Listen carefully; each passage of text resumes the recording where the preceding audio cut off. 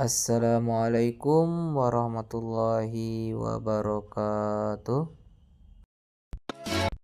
Kali ini kita akan membahas materi pendidikan agama Islam untuk kelas 10 sesuai dengan kurikulum Sekolah Penggerak atau Pusat Keunggulan tahun 2021 atau sering disebut dengan kurikulum paradigma baru. Oke, langsung saja kita mulai. Saat ini kita sudah masuk pada semester 2 yaitu bab 6 tentang menjauhi pergaulan bebas dan perbuatan zina untuk melindungi harkat dan martabat manusia.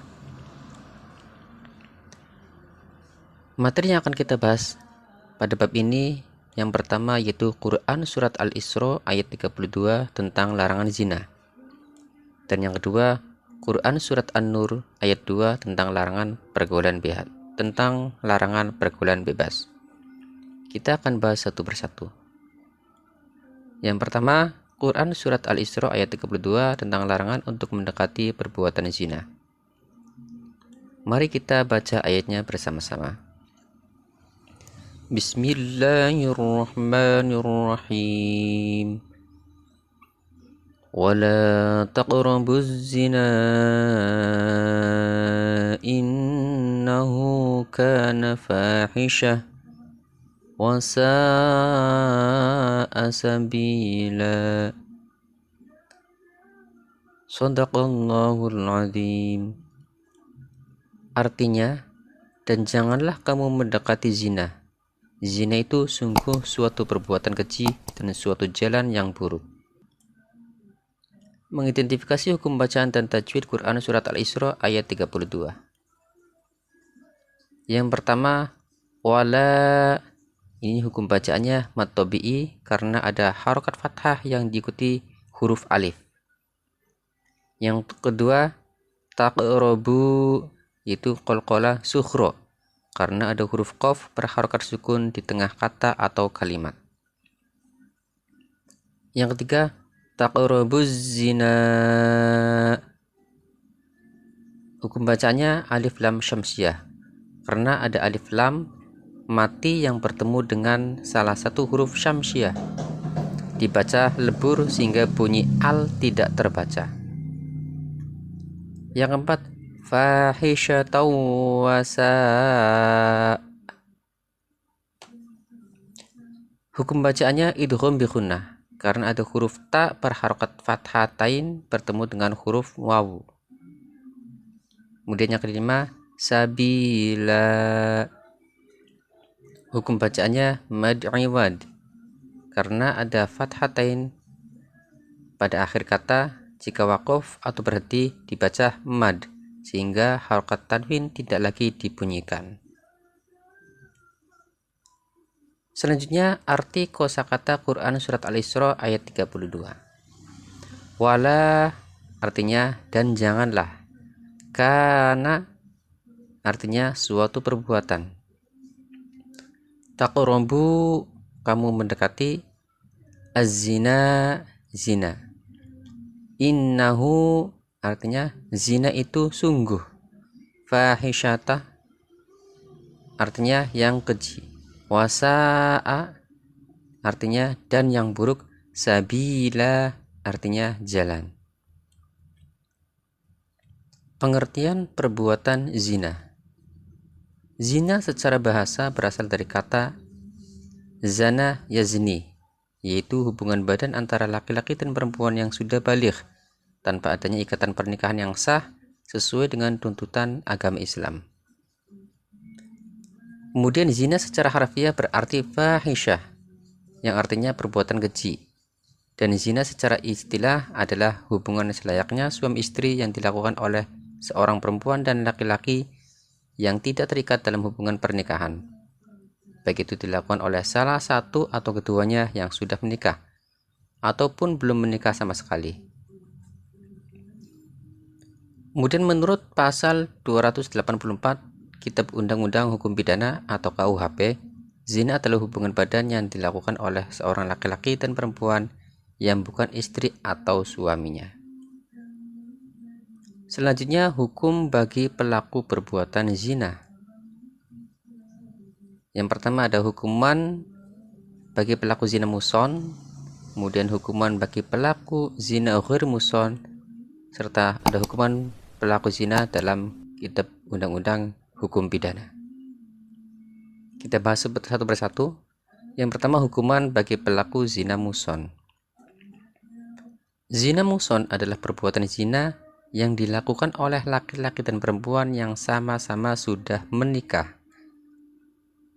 Hukumannya yaitu yang pertama, hukuman dera atau dicambuk sebanyak 100 kali.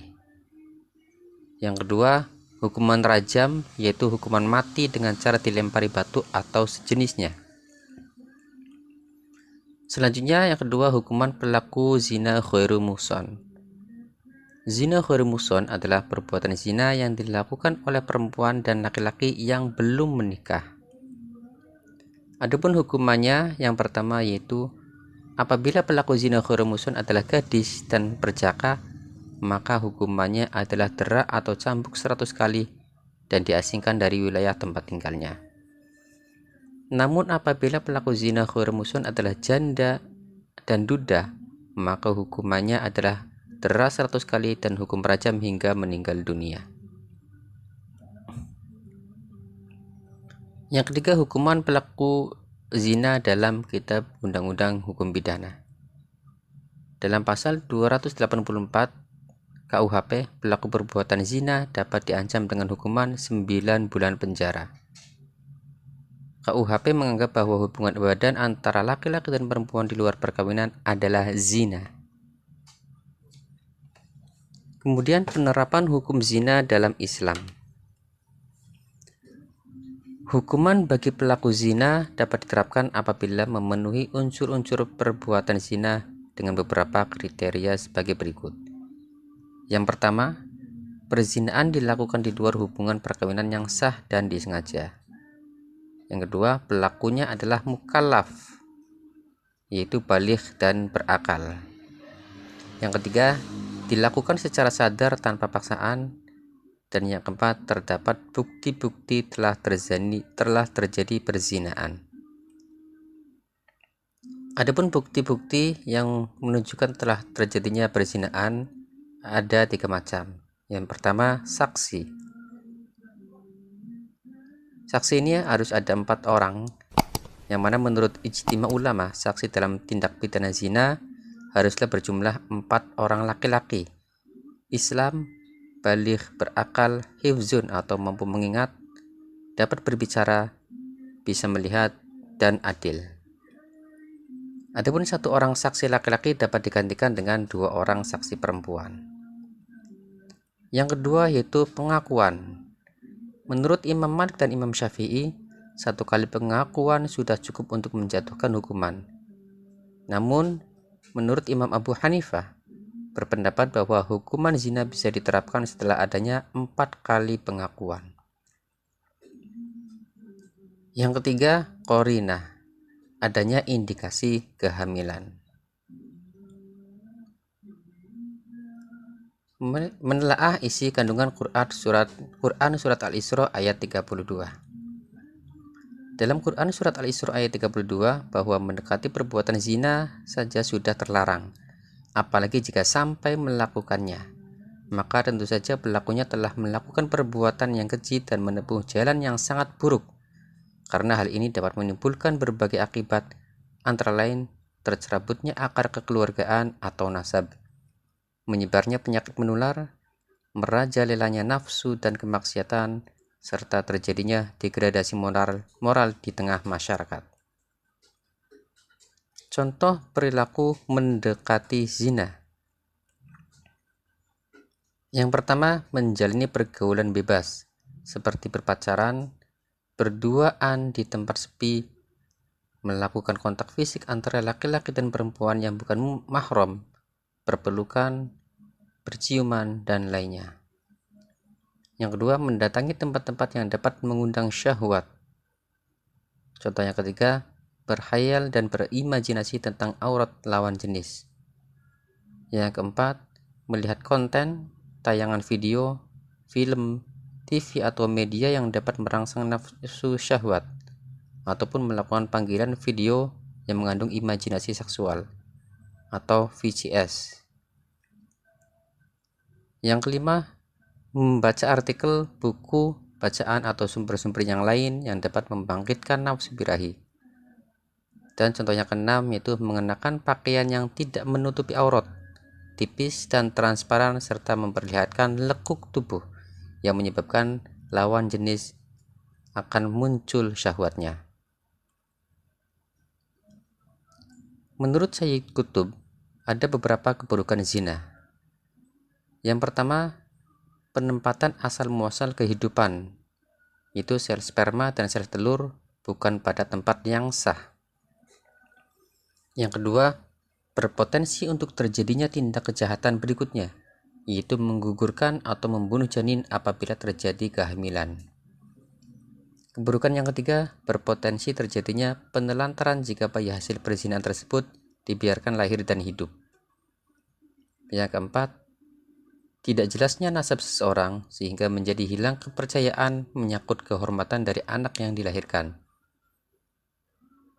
Selanjutnya, keluarga dari pelaku perbuatan perzinahan menjadi rapuh. Menurut Imam As-Suyuti, ada beberapa dampak dari perbuatan zina.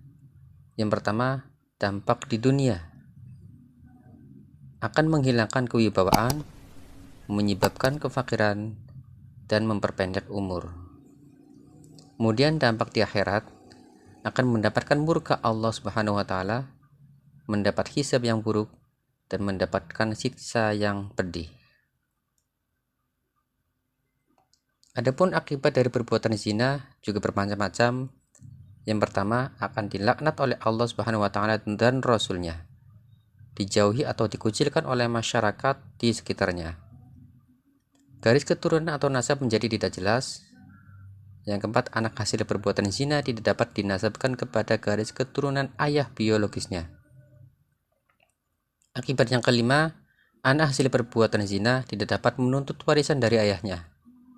Dan yang keenam, apabila anak hasil perbuatan zina berjenis kelamin perempuan, maka akan mendatangkan persoalan perwalian pada saat pernikahannya. Hadis yang terkait dengan perbuatan zina. An Abi Hurairah radhiyallahu anhu anin Nabi qala idza zana al-'abdu kharaja minhu al-imanu fakana fawqa ra'sihi kadh-dhulati fa idza kharaja minhu dzalikal 'amali 'ada ilaihi al-iman rawahu Tirmidzi. Artinya, dari Abu Hurairah radhiyallahu an, dari Nabi Muhammad sallallahu alaihi wasallam bersabda, jika seseorang telah berzina, maka iman itu keluar dari dirinya, seakan-akan dirinya sedang diliputi gumpalan awan di atas kepalanya. Jika ia lepas dari zina, maka iman itu akan kembali kepadanya. Hadis riwayat Tirmidzi.